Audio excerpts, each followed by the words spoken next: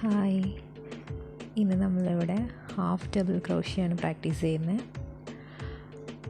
അപ്പോൾ നമുക്ക് basic സ്റ്റിച്ചായിട്ടുള്ള chain stitch ചെയ്യാം. ഇപ്പോൾ ഞാനിവിടെ ചെയിൻ സ്റ്റിച്ച് ചെയ്ത് കഴിഞ്ഞിട്ടുണ്ട്.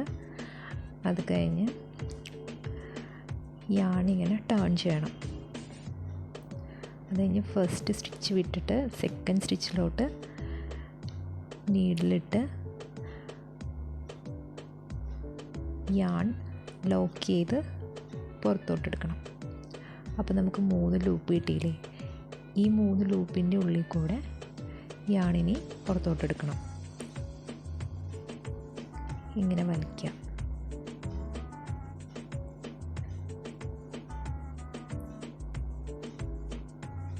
എന്നിട്ട് സ്റ്റിച്ച് മാർക്കർ ഇടാം. ഇതുപോലെ തന്നെ ഈ പാറ്റേൺ കണ്ടിന്യൂ ചെയ്യാം.